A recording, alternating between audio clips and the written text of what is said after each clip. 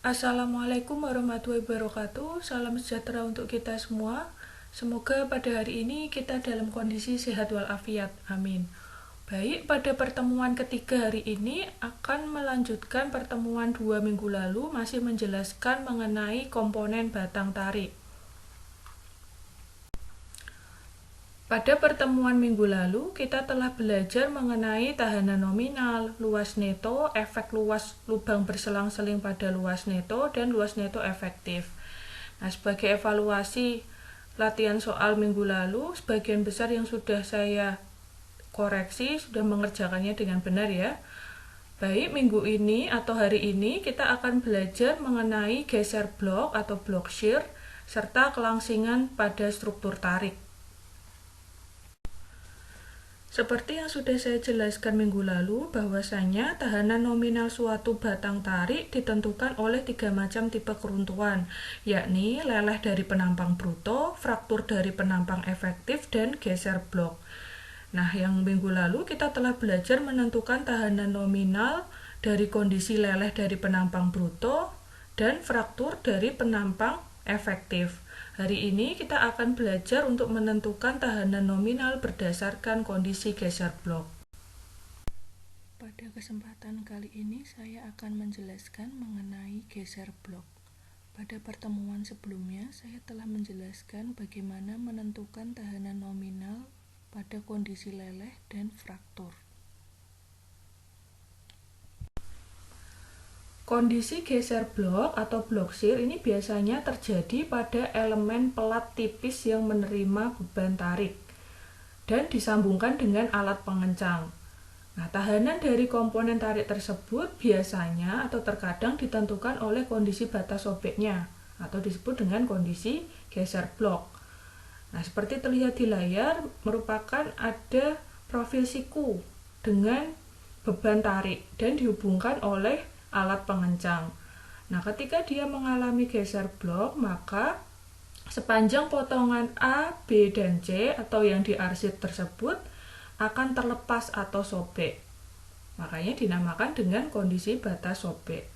Nah, keruntuhan jenis ini dapat terjadi pada sambungan yang pendek atau menggunakan 2 alat pengencang atau kurang pada garis searah bekerjanya gaya.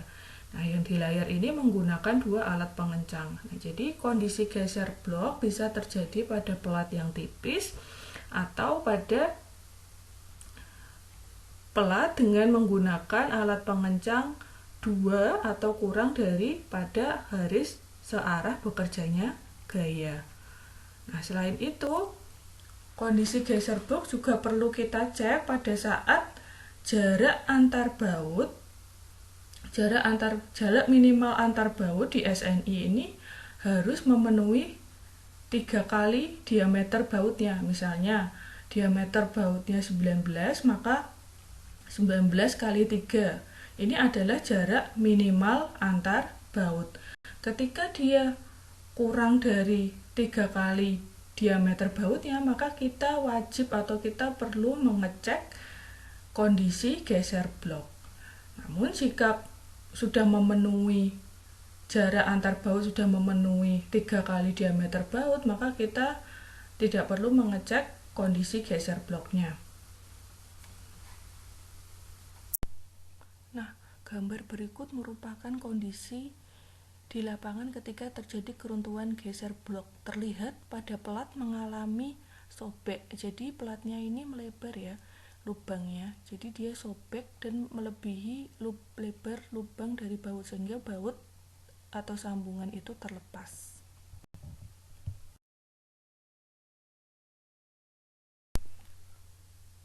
Pengujian menunjukkan bahwa keruntuhan geser blok adalah penjumlahan antara tarik leleh dengan geser fraktur atau tarik fraktur dengan geser leleh. Nah, pada gambar di bawah terlihat bagian yang mengalami geser leleh terletak sejajar sambungan ya.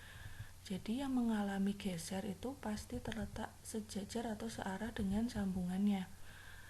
Nah, sebaliknya tarik leleh pasti berada tegak lurus sambungan. Jadi tarik itu pasti tegak lurus dengan sambungannya.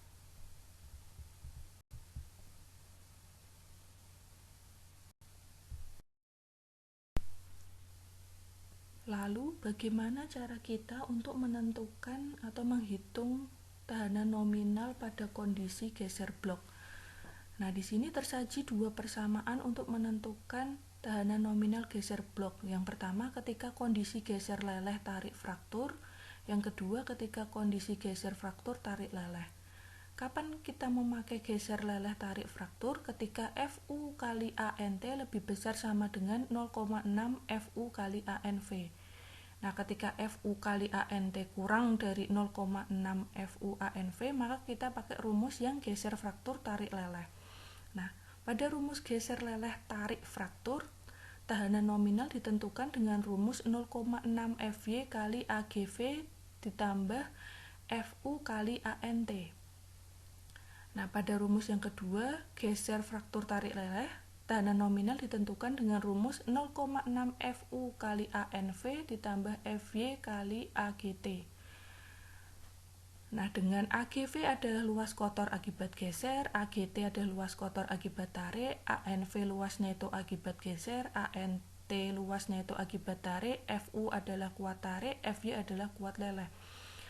Nah, untuk mempermudahnya, ini ada tersaji gambar ya.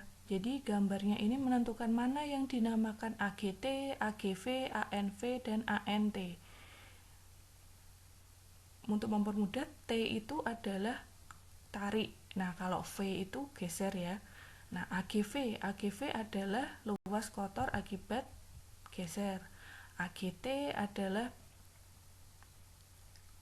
luas kotor akibat tarik. Nah, ANV ini V lagi berarti luas neto akibat geser. ANT T berarti luas neto akibat tarik. Nah, itu untuk mempermudah, maka di sini tersaji gambar untuk menentukan mana yang namanya AGT, AGV, ANT, dan ANV.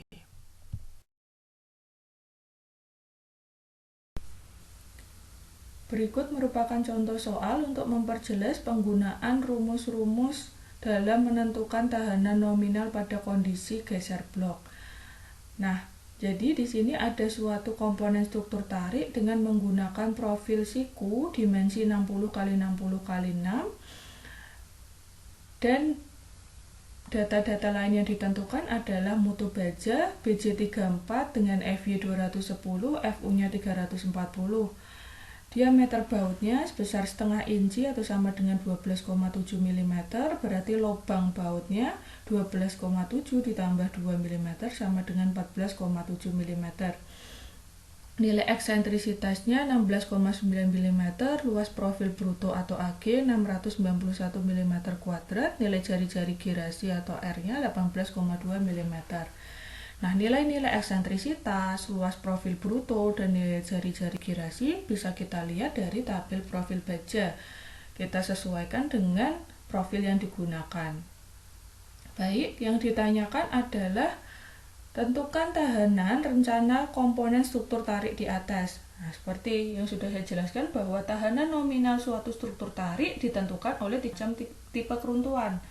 Keruntuhan leleh dari penampang bruto, keruntuhan fraktur dari penampang efektif, dan yang terakhir keruntuhan pada kondisi geser blok. Nah, di sini kita perlu mengecek keruntuhan pada kondisi geser blok. Kenapa? Karena tadi seperti yang sudah saya jelaskan di awal bahwa coba kita lihat diameter bautnya ya. Nah, diameter bautnya di sini adalah 12,7 mm. Nah, persyaratan di SNI jarak minimal antar alat pengencang adalah 3 kali diameter nominalnya. Nah, di sini jarak baut kita lihat di gambar adalah 30, padahal 12,7 dikali 3 adalah 38,1. Nah, berarti kita di sini perlu mengecek kondisi geser bloknya ya, karena jarak antar bautnya tidak memenuhi.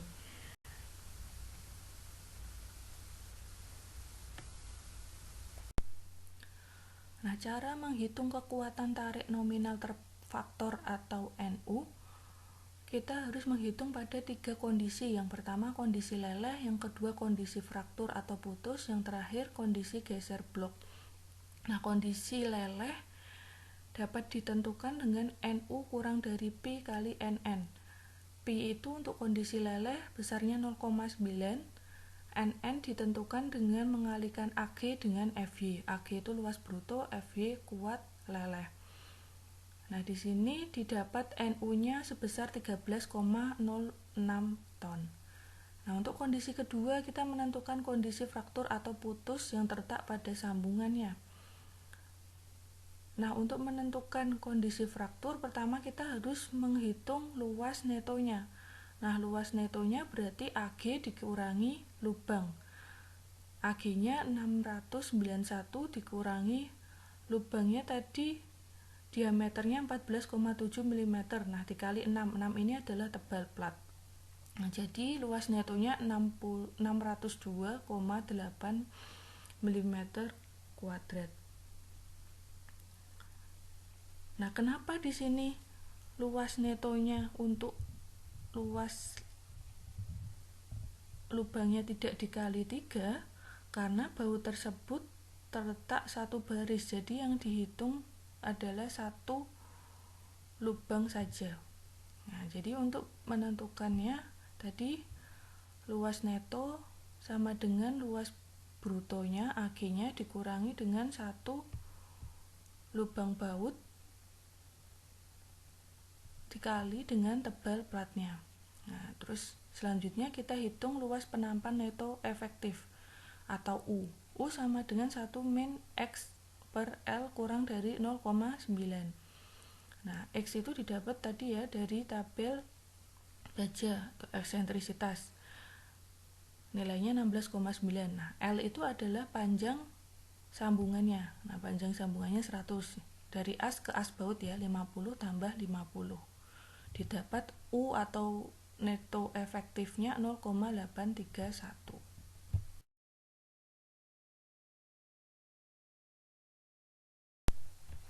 Nah, selanjutnya kita tentukan luas efektif. Untuk menentukan luas efektif, rumusnya U kali luas neto. U-nya tadi kita udah dapat besarnya 0,831 dikali luas netonya 602,8. Didapat 500,93. Nah, tahanan nominal untuk kondisi fraktur atau putus ditentukan dengan rumus Pi kali AE kali FU. Nah, Pi-nya untuk kondisi fraktur atau putus tadi 0,75, AE-nya didapat 500,93, FU 340. Jadi tahanan nominal untuk kondisi fraktur atau putus didapat sebesar 12,77 ton. Nah, selanjutnya kondisi geser blok. Nah, pada kondisi geser blok kita tentukan dulu nilai AGT, AGV, ANT, dan ANV-nya. Untuk memperjelas saya sudah sajikan gambar ya di bawah. Bagian mana yang AGT, AGV, ANT, dan ANV. Nah, yang pertama kita hitung dulu AGT. T berarti luas kotor tarik ya. Nah, AGT digambar berarti panjangnya 30. Nah, 30 dikali 6. 6 itu tebal plat. Jadi luasnya 180 kali 180 mm kuadrat. Untuk AGV. Nah, AGV merupakan luas kotor geser. Untuk menentukan luas kotor geser gambar kita lihat bahwa panjang AGV itu 130. Nah, 130 dikali dengan tebal plat 6. Dihasilkan 780 mm kuadrat. ANT atau luas neto akibat tarik. Nah, di gambar kita lihat bahwa ANT itu dan AGT dikurangi setengah dari lebar lubangnya. Nah, AGT-nya tadi 180 dikurangi setengah lebar lubangnya 14,7 dikali 6. 6 tadi tebal plat. Didapat ANT 135,9.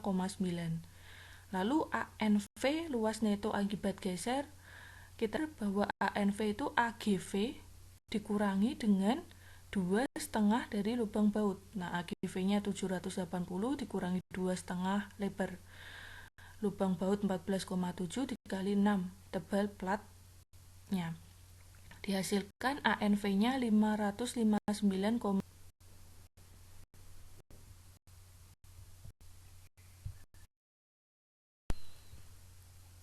Nah, seperti yang sudah saya jelaskan sebelumnya bahwa untuk menentukan kondisi geser blok kita harus cek dulu apakah dia memenuhi kondisi untuk persamaan pertama atau yang kedua.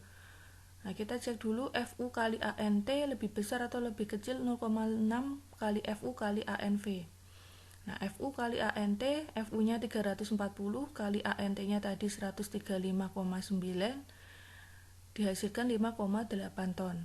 0,6 FU kali ANV, 0,6 kali FU-nya 340 kali ANV-nya 559,5 dihasilkan 11,4 ton. Nah, di sini terlihat bahwa FU kali ANT kurang dari 0,6 FU kali ANV ya. 5,8 kurang dari 11,4 ton. Nah, jadi memenuhi persamaan yang kedua. Jadi yang dipakai rumus yang saya lingkarin biru, geser fraktur tarik leleh. Dengan rumus TN 0,6 FU kali ANV ditambah FY kali AGT. Maka tarik nominalnya didapat 15,19 ton. Lalu kita kalikan tarik nominal tersebut dengan Pi-nya. Nah, Pi-nya untuk tahanan geser blok 0,75. 0,75 kali 15,19 ton. Nah, didapat 11,4 ton. Oke, jadi 3 kondisi telah kita hitung ya. Yang pertama kondisi leleh, yang kedua kondisi fraktur atau putus, yang terakhir geser blok. Nah, kita ambil yang paling kecil 3 kondisi itu. Nah, jadi tahanan nominal rencananya didapat 11,4 ton. Nah, ini pada kondisi geser blok ya.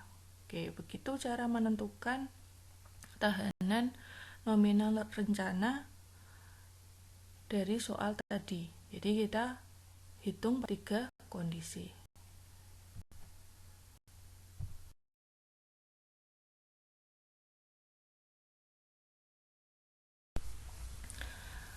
Untuk merencanakan suatu komponen struktur tarik, kita juga perlu mengecek kelangsingan struktur tarik. Nah, komponen struktur tarik harus memenuhi syarat dari kekakuan karena untuk mengurangi problem yang terkait dengan lendutan besar dan vibrasi atau getaran.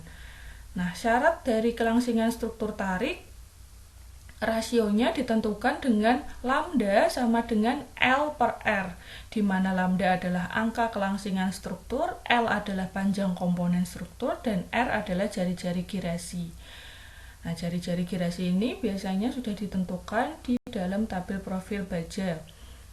Nah, batas kelangsingan lambda ditentukan oleh nilai-nilai sebagai berikut. Untuk lambda kurang dari sama dengan 240 adalah syarat bagi batang tarik utama. Sedangkan nilai lambda kurang dari sama dengan 300 adalah syarat untuk batang tarik sekunder. Baik, kita masuk ke contoh soal. Di sini ada suatu struktur rangka batang dengan pembebanan seperti terlihat di gambar.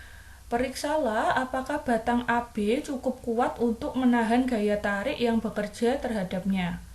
Jika beban kerja merupakan kombinasi dari 20% dead load dan 80% live load, asumsikan banyaknya baut adalah satu baris dengan diameter baut sebesar 19 mm.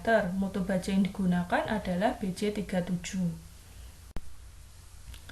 Langkah pertama, terlebih dahulu kita harus mencari besar reaksi perletakan pada titik B, serta gaya batang AB-nya dengan menggunakan rumus-rumus dasar statika ya.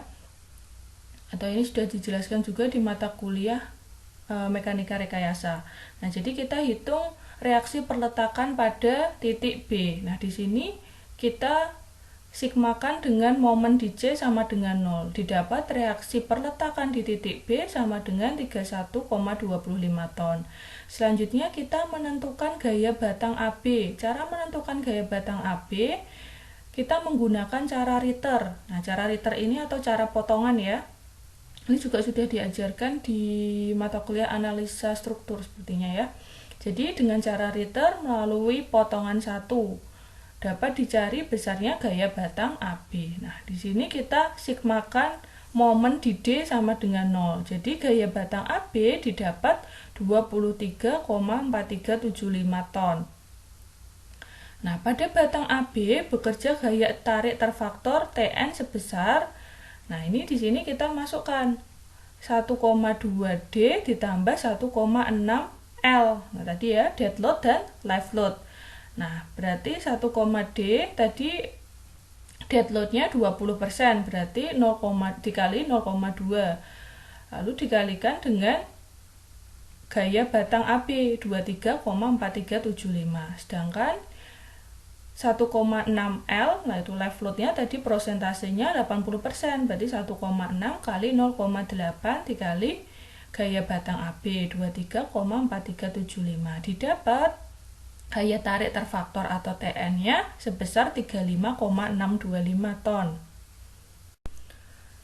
Langkah selanjutnya untuk merencanakan suatu batang tarik, kita perlu mengecek terhadap syarat kelangsingan batang tarik. Nah, lambda sama dengan L per R. L-nya adalah panjang komponen struktur, sedangkan R adalah jari-jari girasinya. L-nya tadi di soal di atas panjangnya 3 meter, berarti kita di sini jadikan satuan senti ya, berarti 300 cm. Kemudian nilai R-nya kita cari di tabel profil, besarnya 2,12, didapat nilai lambda sama dengan 141,5. Nah, ini sesuai dengan syarat atau syarat untuk kelangsingan batang tarik utama ya, sebesar kurang dari sama dengan 240. Berarti oke untuk syarat kelangsingan batang tarik. Selanjutnya kita hitung terhadap kondisi leleh dan kondisi fraktur. Untuk kondisi leleh rumusnya Pi kali Tn, di mana sama dengan Pi kali Fy kali Ag. Pi-nya 0,90 untuk kondisi leleh, Fy karena BJ37 nilainya 240 dikali dengan Ag. Ag-nya di sini karena dia memakai profil siku ganda, maka kita kalikan 2. 2 kali Ag profil 70 kali 70 kali 7 yaitu 940. Didapat pada kondisi leleh sebesar 40,608 ton. Selanjutnya kita hitung pada kondisi fraktur. Rumusnya Pi kali Fu kali Ae. Nah, kita cari dulu nilai AN-nya. Nah, AN di sini berarti tadi karena dia profil ganda 940 dikali 2, kemudian dikurangi dengan bautnya tadi 19 ya. 19 tambah 2 berarti 21 dikali tebal platnya 7.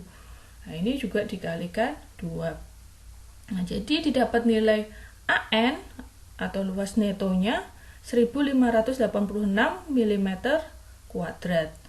Nah, kita ambil nilai U sama dengan 0,85. Nah, jadi nilai AE-nya 0,85 dikali 1586. Nah, kita dapatkan pada kondisi fraktur nilainya 37,41 ton. Baik, kita bandingkan nilai pada kondisi leleh dan kondisi fraktur dengan nilai yang telah kita hitung tadi. Beban terfaktornya ya. Jadi tadi beban terfaktornya 35,625 ton. Nah, ternyata pada kondisi fraktur itu merupakan kondisi yang menentukan karena nilainya paling kecil yaitu 37,41 ton. Nah, pada kondisi fraktur 37,41 ton lebih besar dari beban yang bekerja 35,625 ton. Berarti profil tersebut dinyatakan aman atau cukup kuat untuk menahan beban-beban yang bekerja. Oke, baik. Untuk hari ini saya cukupkan materi geser blok. Selanjutnya kalian bisa mengerjakan latihan soal yang sudah saya sediakan. Jika ada yang belum paham, bisa post pertanyaan di MS Team. Terima kasih atas perhatiannya. Wassalamualaikum warahmatullahi wabarakatuh.